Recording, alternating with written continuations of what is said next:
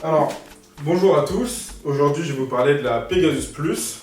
Pegasus Plus en comparaison, voici la Pegasus classique, ici la 40.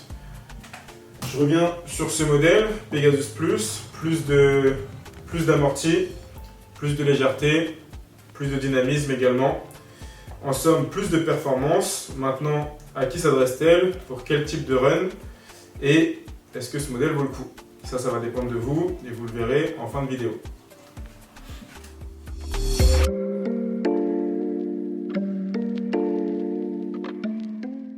Très rapidement, puisque j'ai pas besoin de faire une vidéo de 5 minutes pour vous expliquer comment on se sent dans ce modèle, on se sent bien. On se sent bien, c'est un feeling classique.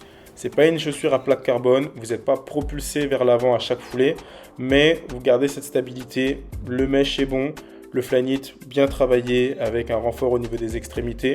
La mousse Zoomix, elle fait le job, elle est moelleuse, elle est dynamique. Je dirais peut-être qu'on manque un petit peu de mousse au niveau de l'avant du pied.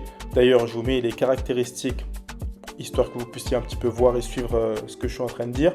Mais bon voilà, c'est du classique, on reste dans un modèle connu, beaucoup plus agréable que les anciennes Pegasus Turbo, notamment que la Pegasus Turbo Next Nature.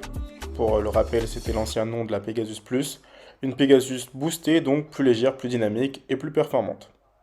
Bon, on va pouvoir répondre aux questions posées en introduction, à savoir à qui ce modèle est-il destiné et pour quel type de séance ce modèle est-il fait. Donc ce modèle il est destiné à qui? J'ai envie de vous dire à monsieur et madame tout le monde.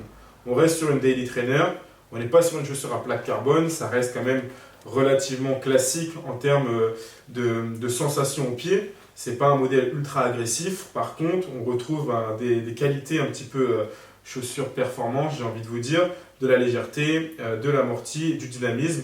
Donc vraiment là-dessus, on est content. C'est un modèle qui apporte et qui a vraiment un plus par rapport à une daily trainer vraiment classique. Donc c'est un petit peu une daily trainer plus, j'ai envie de dire.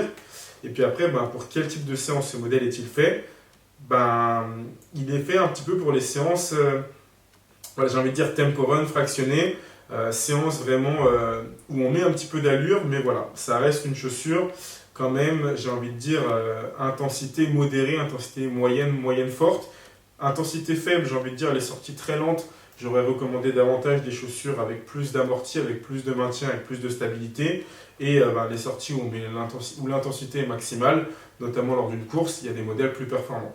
Donc vraiment une paire qui se classe vraiment dans le milieu plus de l'intensité. Je vais vous mettre un Performance Metrics, je me suis inspiré d'un youtubeur anglais pour pouvoir réaliser ça. Mais je trouve que c'est très parlant, donc je vais vous l'afficher à l'écran. En tout cas, ce modèle, très sympathique, mais voilà, c'est la meilleure pour rien faire. Ça reste une daily trainer. Et c'est exactement ce qu'on attend d'une paire comme ça. C'est pas la plus moelleuse, c'est pas la plus dynamique, c'est pas la plus légère. Par contre, elle combine un petit peu tout.